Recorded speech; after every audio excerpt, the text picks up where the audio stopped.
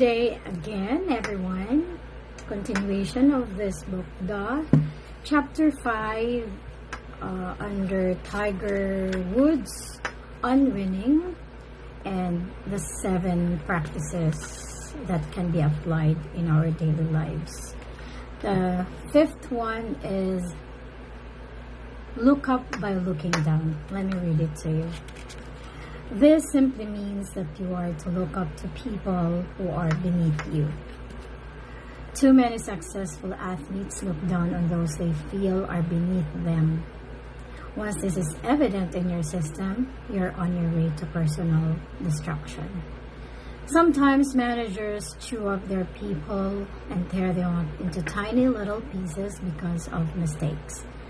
This becomes something that is essentially evil if the manager's chief motivating factor is he feels he is above somebody else.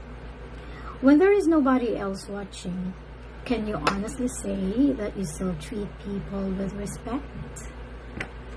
Frankly, I get a little bothered about every time I hear someone complain about their maids and servants. Why should my servants complain about me? I treat them well. In fact, they eat the same kind of food we eat, so they shouldn't complain about me. And at the back of my mind, I would think, does that imply that given the choice, the masters of the house would prepare T-bone and porterhouse steaks for their servants? Of course not. It simply means that given the choice, the masters of the house would gladly set aside unwanted food for the servants to eat. Given the choice, they would leave the bone from their T-bones for their servants to consume. This is so far off from a perspective that looks up to those who are beneath you. So ask yourself this question. Do you respect people beneath you? If you do, then you're not supposed to belittle the janitor who brings in your lunch late. You're not supposed to flare up every time the security guards refuse your admission. You're not supposed to look down on those people who are working under you because they are precious in God's sight too. Here's a story on losing and finding life in a person. Marian Preminger was born in Hungary in 1913. Raised in a castle with her aristocratic family, she was surrounded with maids, tutors, governesses, butlers, and chauffeurs. Her grandmother, who lived with them, insisted that whenever they traveled, or whenever they traveled, they should take their own linen, for she believed it was beneath their dignity to sleep between sheets used by common people.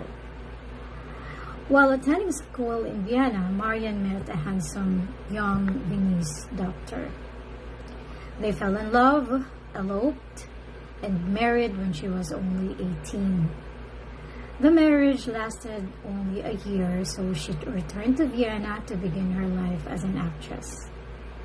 While auditioning for a play, she met the brilliant young German director Otto Preminger. They fell in love and soon married. He went to America soon thereafter, where he began his career as a movie director.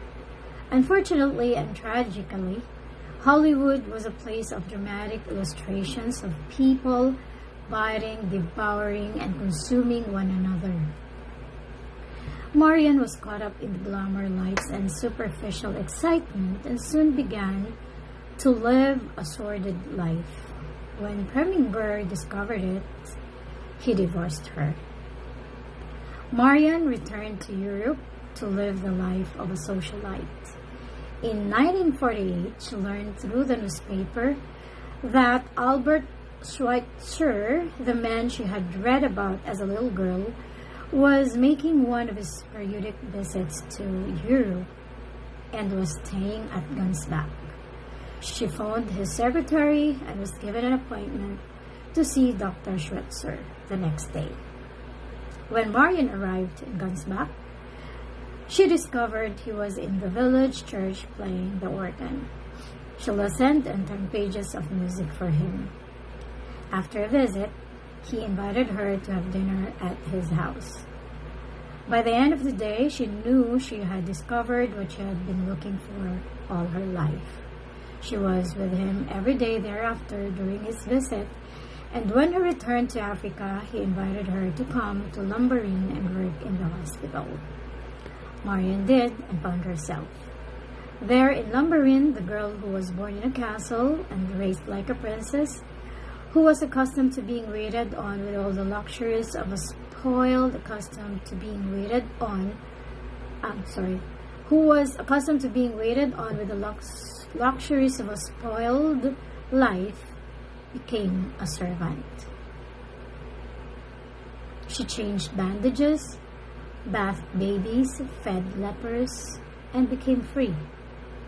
Marian wrote her autobiography and called it All I Ever Wanted Was Everything. She could not get the everything that would satisfy and give meaning until she could give everything. When she died in 1979, the New York Times carried her obituary, which included a statement from her. Albert Schweitzer said there are two classes of people in this world, the helpers and the non-helpers. I'm a helper. So certainly look up by looking down. Really good story. A very rich, famous, spoiled little child became a helper, and probably that's her calling.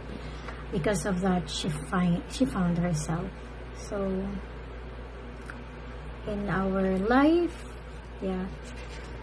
for those who are still trying to find herself or himself, pray to God that to give you enlightenment and find your measurement. Okay?